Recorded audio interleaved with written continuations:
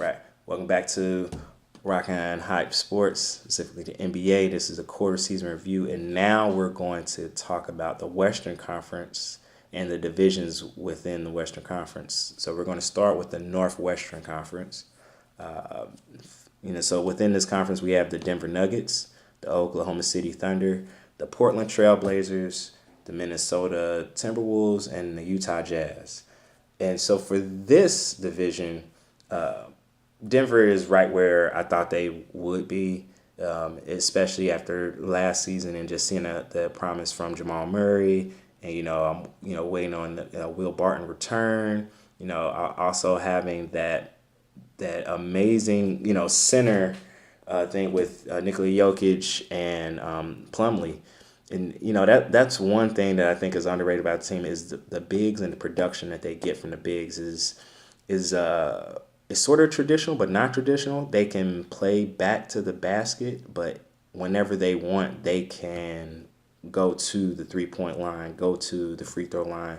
They can pretty much score from different parts of the floor and keep a fresh man in, and that just does wonders for our offense where they have such agile and capable wings that can really move around those screens. And so Denver does not surprise me at where they place. I really expect them to kind of maintain that because right now they're sitting at the second in the West, and I don't really see them slipping out of the top four, top five really at all. I mean, that's something that if they can maintain this pace, because they're 15-7 right now, but if they can maintain this pace, they definitely have the capabilities of doing that.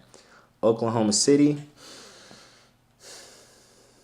is one of my favorite teams, especially back in 2012 with the shortened season. That's really when they started to become my favorites. And then, of course, they let James Harden go and all those things. And, sort of also now we have this version of Oklahoma City, and they're there. They're winning right now.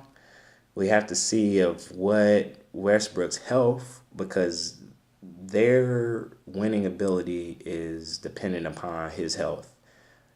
Paul George, he carried a decent Pacers team and the time that he did until that was too much to bear because there wasn't necessarily enough things around to kind of keep that going. And so now he's in Oklahoma City where he kind of signed up for a similar situation, and that he really needs Russ. Like that tandem of them working together is going to be important to their success.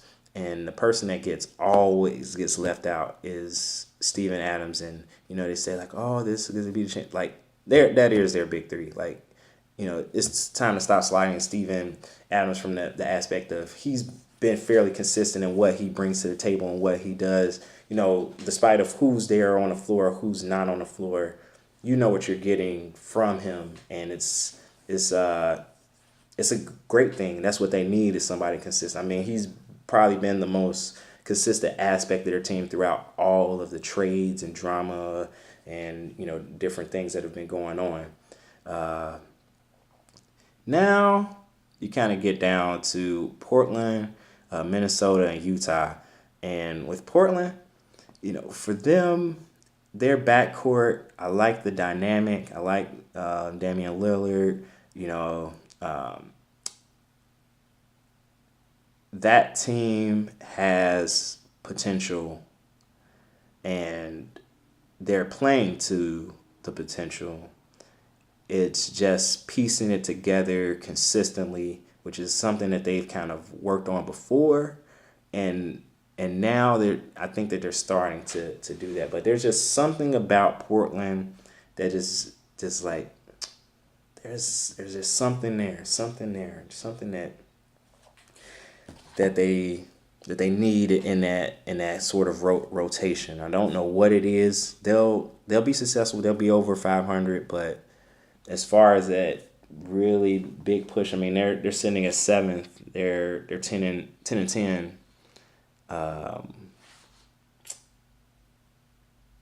Yeah. or no, correctly, they're 13-9. So they're right in the middle. They'll have a point where they'll kind of figure out. Minnesota, you know, their feelings were hurt pretty much. I mean, they pretty much got called out, and now they're trying to show some signs that they have some fight, but I mean the jury's kind of out. The people that are getting paid, they're there. The ones that have been kind of grinding out and working it out, they're there. So it's kind of a odd situation. I don't expect really much from Minnesota. People are like, oh, Cat, he's going to do these amazing things. Oh, Andrew Wiggins, he's going to do these amazing things. I have more faith in Cat showing a turnaround than Andrew Wiggins at this point. Andrew Wiggins is who he is. He's the guy that, he's going to be who he is. He's going to score that way. He's going to defend that way. And unless he wants more or to do more, that's what you got. When it comes to Utah, that injury with Donovan Mitchell, that's something that's gonna be kind of nagging with their system, because their defensive ability is much better than what they're showing now. And there's a couple of people that are injured, and now them adding Korver, that gives them a little more scoring of what they've been missing, like what they lost basically from the Hayward trade. But it's sort of a window, because you have to think about how long is Korver going to actually continue playing, for this window. For this year, it should be good. He'll get some production, gets working, but he is one of those players that takes a little time to kind of get worked in the system. But Snyder does have a system that seems approachable for him, because, Budenholzer kind of had that same thing when he was in Atlanta. So shouldn't take them long to adjust, but Utah definitely should move up at some point. I mean, Minnesota and Utah are tied, and I could see Utah, if their defense improves, they could move up in this division to somewhere around third. I don't necessarily see Oklahoma City staying up at where they are. I mean, they're currently third in the West, but as we know, the West is a gauntlet, and if you lose 2 games, you could go from third all the way down to 8th. So time will tell, really, with this division. But Denver is definitely the class of it. So now we're going to go from the Northwest Division to the Pacific Division.